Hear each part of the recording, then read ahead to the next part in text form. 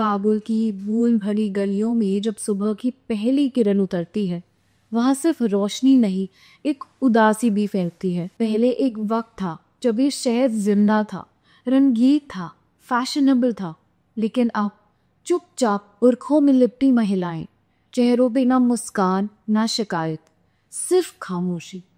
एक खामोशी जो चीप चीप कर कहती है, आज़ादी छीन ली गई है। लड़कियों के लिए स्कूल्स के दरवाजे बंद, डॉक्टर्स और टीचर्स को उनके सपनों की क्लिनिक से खींचकर घर में लवों का हुक्म दे दिया गया, और सब पर नजर ministry for the propagation of virtue and prevention of vice, यानी अच्छाई को बढ़ावा देने और बुराई को रोकने वाले मंत्रालय की पेट्रोल टीम्स, जो एक पल में म्यूजिक, सिनेमा और खुशी को हराम घोषित कर देती है। ये है तालिबान का ऑर्डर, जिसको नाम दिया गया शरिया के कानून का, लेकिन असल में ये एक अंधेरा था जो अफगानिस्तान के ऊपर छा गया। नमस्ते, मैं हूँ एंजल और आप देख रहे हैं भारत की विदेश नीति पर हमारी special series India and the world.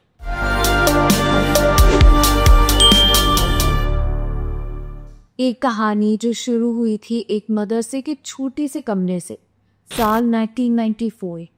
Pashto इलाके के कुछ युवा जिनके हाथों में किताबें थी और दिलों में क्रांति का सपना। ये थे तालिबान, जिसका मतलब ही होता है छात्र। जंगों से थके अफगानिस्तानी इन्होंने वादा किया, वॉरलॉर्ड्स की गुंडागर्दी खत्म करेंगे, और कुछ ही महीनों में ये तालिबान बन गए। गन्स के साथ, ट्रक्स के साथ, अल्लाह अकबर के नारे के साथ। सितंबर 1996 काबुल गिर गया।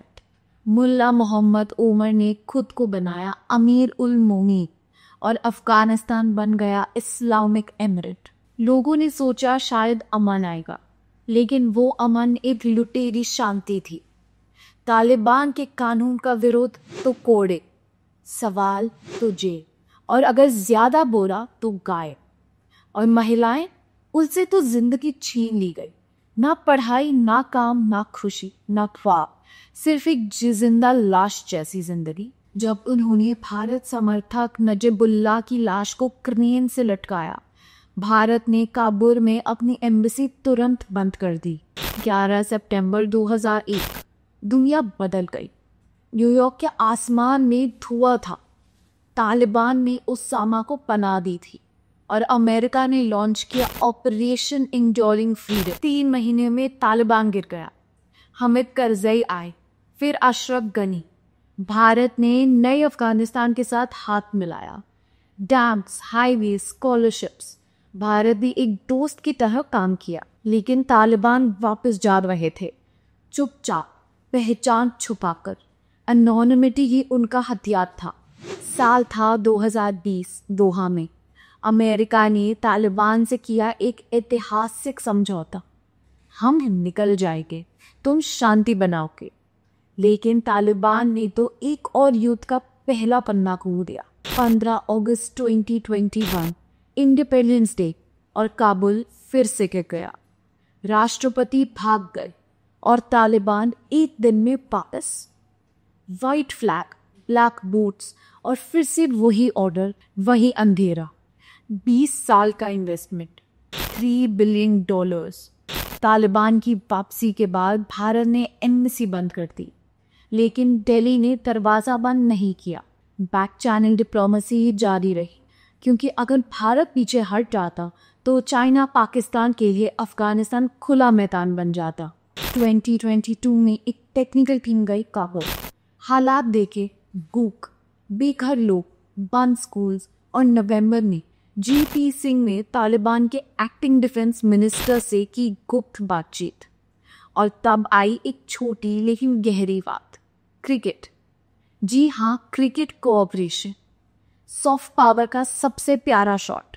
2023 से 2024 स्टूडेंट्स के लिए visa, medical aid, cultural exchanges, Bharat ने सॉफ्ट एंगेजमेंट स्ट्रैटेजी अपनाई।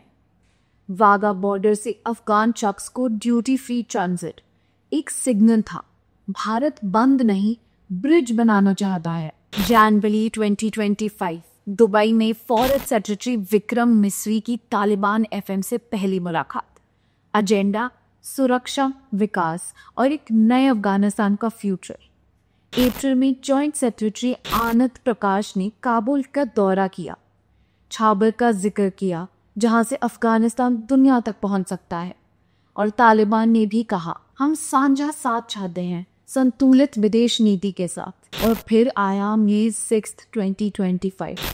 एक फोन कॉल एस जयशंकर ने आमिर खान मुत्तकी को कॉल किया, पहली बार अगस्त 2021 के बाद। ये नया डिप्लोमेसी का दौर है।